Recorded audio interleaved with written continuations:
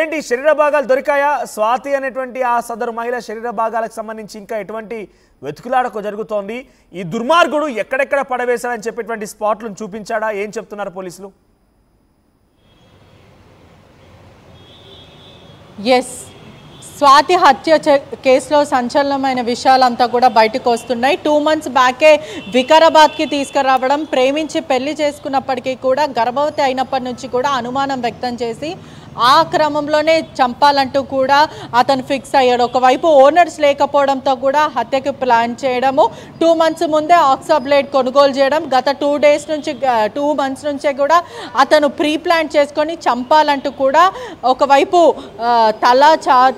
తల బాడీ, అదే వైపు చేతులు కాలంతా కూడా వేరు చేయడం, అదే కాకుండా కాలు చేతులని ఒక మూటగా పెట్టడం, అదే కాకుండా డిస్పోజబుల్ కవర్లో కూడా అతను కట్టడం, దాని తర్వాత శరీరాన్ని తలని వేరు చేసి ఆ తర్వాత తల ఒక కవర్లో, కాలు చేతులు ఇంకో కవర్లో కూడా తీసుకొని వెళ్ళాడు. ఆ తర్వాత మూసీలో పాడేశాడని కూడా తెలుస్తుంది. ఇప్పటికే వరద తీవ్రత ఎక్కువ ఉండడంతో ఆ ఫ్లో అనేది కూడా ఎక్కువ ఉండడంతో కూడా ఇప్పటికే పోలీసులకు ఎటువంటి క్లూస్ దొరకలేవని కూడా తెలుస్తుంది.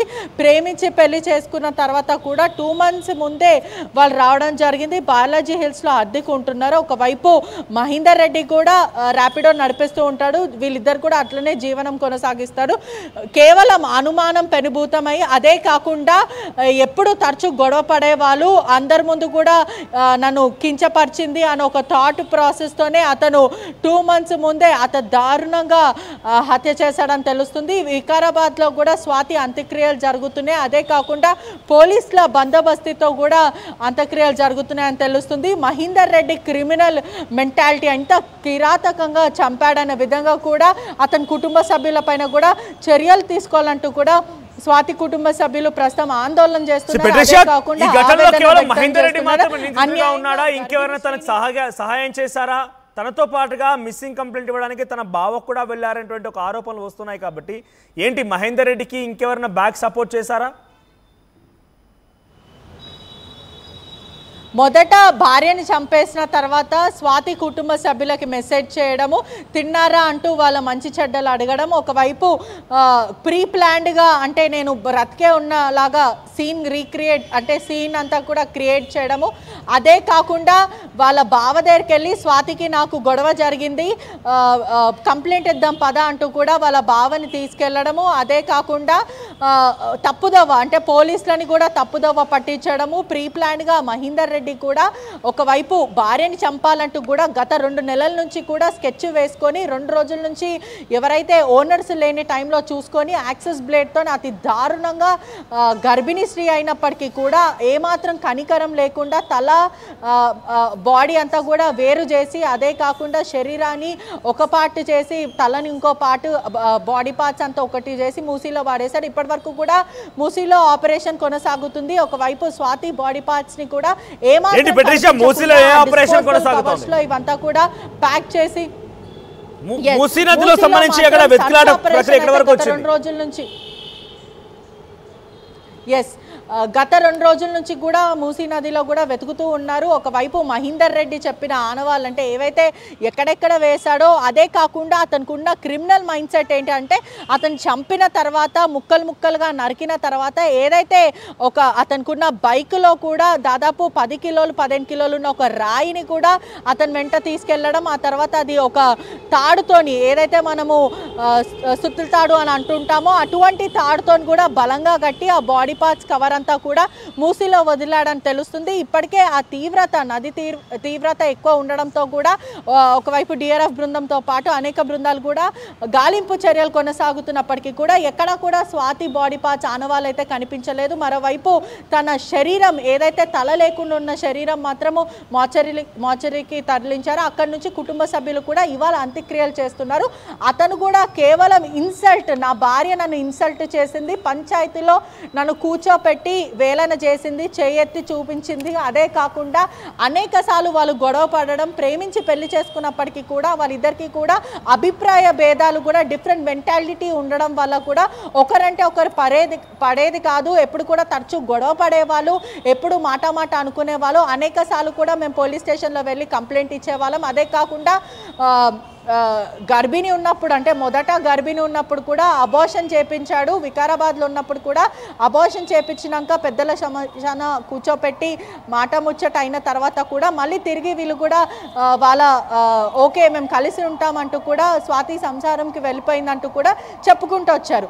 ఈ క్రమంలోనే మళ్ళీ తను రెండోసార్లు గర్భిణి అవ్వడం, ఎప్పుడైతే తను ప్రెగ్నెంట్ అయినప్పటి నుంచి కూడా తరచూ గొడవ పడేవాడు, అనుమానం వ్యక్తం చేసేవాడు.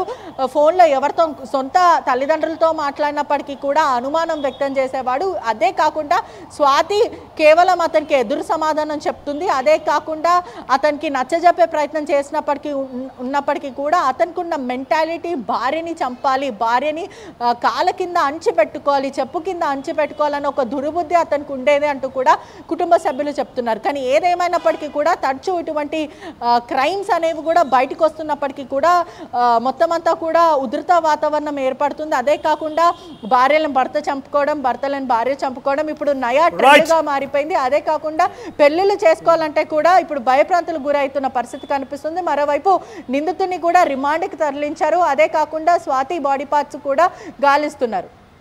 Right, thank you Patricia. So చాలా దారుణంగా కిరాతకంగా తన భార్యని కట్టుకున్న ప్రేమించి పెళ్లి చేసుకున్నటువంటి భార్యని గర్భిణి అని కూడా చూడకుండా హతమార్చి ముక్కల కింద చేసేసి విడివిడి భాగాలన్నీ ఒక్కో కవర్లో అమర్చి దానికి ఒక బరువుని జోడించి ఇటుకని కట్టి మూసి నదిలో పడేసిన ఘటన కొంత ఆందోళన గురి చేస్తోంది. మేడిపల్లిలో జరిగిన ఘటన, ప్రేమించి పెళ్లి చేసుకున్నారు. కులాంతర వివాహం అయినప్పటికీ తల్లిదండ్రులు వద్దని అన్నప్పటికీ పెళ్లి చేసుకున్నారు. సో కొన్ని రోజుల పాటుగా అంతా సవ్యంగానే ఉంది. అంతకంటే ముందు ఒకసారి తన గర్భం దాలిస్తే అబార్షన్ చేయించాడట. మళ్ళీ పెద్దల సమక్షంలో పంచాయతీ జరిగింది, అంతా సవ్యంగానే ఉంది. మళ్ళీ ఇప్పుడు గర్భం దాల్చడంతో మళ్ళీ అబార్షన్ చేయించుకోమని ఒత్తిడి కూడా తీసుకొచ్చాడట. ఎంత డ్రామాలు చేశాడంటే ముందుగా అనుకున్న ప్రకారంగా యాక్సిల్ బ్లేడ్ తీసుకొచ్చాడు. యాక్సిల్ బ్లేడ్ సహాయంతో ఆ మహిళని హతమార్చిన తర్వాత ముక్కలుగా చేశాడు. తల, కాళ్ళు, చేతులు వేరు చేశాడు. ఈ చేతులని అండ్ తలని వేరువేరుగా 2 డిస్పోజబుల్ కవర్లో, బ్లాక్ కలర్ చెత్త కవర్లు వేసి దాంట్లో పెట్టేసి మేడ పైన ఇటుక ఉంటే ఆ ఇటుకని తాడుతో కట్టి ఆ చేతులని అండ్ తలని ప్రతాప్ సింగారం దగ్గర మూసి నదిలో పడవేశాడు. బరువు ఉంటే అవి పైకి తేలవు, అవి పైకి తేలితే అప్పుడు హత్యా ఉదాంతం బయటపడుతుంది, లేకపోతే చాలా ఈజీగా తప్పించుకోవచ్చు అనే ప్లాన్ వేసి ఆ బరువును జోడించి నదిలో పడేశాడు. ఇప్పటికీ ఇంకా అక్కడ ఆ శరీర భాగాల కోసం సెర్చ్ ఆపరేషన్ జరుగుతూనే ఉంది. కానీ ఎటువంటి ఉపయోగం లేకుండా పోయింది. ఎక్కడ వేశాడో తెలియదు, వేసిన చోట దొరకడం లేదు. చాలా ఇబ్బందికర పరిస్థితుల్లోనే సెర్చ్ ఆపరేషన్ జరుగుతోంది. ఒకవైపు మూసి నది ఉప్పొంగి ప్రవహిస్తోంది. వచ్చేటప్పుడు ఇవి 2 పడేసిన తర్వాత బైక్పై మళ్ళీ వస్తున్న క్రమంలో 10 కిలోల బండరాయిని తీసుకొచ్చుకున్నాడు. అప్పటికే కాళ్ళు ఇంట్లో ఉన్నాయి. దాన్ని ఒక ఎంటీ రైస్ బ్యాగ్లో వేశాడు ఆ 2 కాళ్ళని. దానికి ఆ 10 కిలోల బండను జోడించాడు, ఇంకో చోట పడేశాడు. ఈ రకంగా వివిధ బాడీ పార్ట్స్ని వేరువేరు ప్రాంతాల్లో పడేశాడు. పోలీసుల దగ్గరికి వెళ్ళిపోయి అంతకంటే ముందు ఆ కుటుంబానికి కూడా, స్వాతి కుటుంబానికి కూడా తిన్నావా అని చెప్పి స్వాతి పెట్టినట్టుగా మెసేజ్ పెట్టాడు. వాళ్ళని నమ్మించాడు. ఆ తర్వాత మళ్ళీ అతనే ఫోన్ చేసి మీ అక్క నాతో గొడవ పడింది, ఎటో వెళ్ళిపోయింది, నేను పోలీస్ స్టేషన్లో కంప్లైంట్ ఇచ్చానని చెప్పి తన భావం తీసుకొని వచ్చి మేడిపల్లి పిఎస్లో కంప్లైంట్ ఇచ్చాడు. పోలీస్ స్టైల్లో పోలీసులు విచారించేసరికి అసలు విషయం బయటపడింది. ఎంత దుర్మార్గుడు అంటే, ఎంత నీచుడు, నికృష్టుడు, ఇంకా ఏదైనా పదాలను కూడా వాడొచ్చేమో. నీకు నిజంగా ఇష్టం లేకపోతే, నచ్చకపోతే వదిలేయి, తన పని తాను చేసుకుంటుంది. జన్మించినటువంటి బిడ్డకి, జన్మనివ్వబోతున్న బిడ్డకి 2 ప్రాణాలు తీశాడు వీడు, 1 ప్రాణం కాదు. వాళ్ళ బ్రతికేరో వాళ్ళు బతుకుతారు, లేకపోతే వాళ్ళు ఏదో చేసుకుంటారు. నీకు ఇంత దారుణంగా చంపే హక్కు ఇచ్చాడు అసలు. హక్కు గారు అసలు చంపడం ఏంటి ఇంత దుర్మార్గంగా? ప్రస్తుతానికి ఈ అంశం ఇప్పుడు తెలుగు రాష్ట్రాల్లో చర్చనీయాంశంగా మారింది. గర్భిణీ భార్యని చాలా కిరాతకంగా చంపాడో భర్త అనే అంశం పెద్ద ఎత్తున చర్చనీయాంశంగా మారింది. వీడిని ఎలా శిక్షిస్తే బాగుంటుందో కామెంట్ చేయండి. బికాజ్ మనకు శిక్షించే రైట్ లేకపోయినప్పటికీ డెఫినెట్గా పబ్లిక్ వాయిస్ అయితే కావాలి. కాబట్టి మీరు వీడిని ఎలా శిక్షిస్తే బాగుంటుందో మీ అభిప్రాయాన్ని కామెంట్ చేయండి.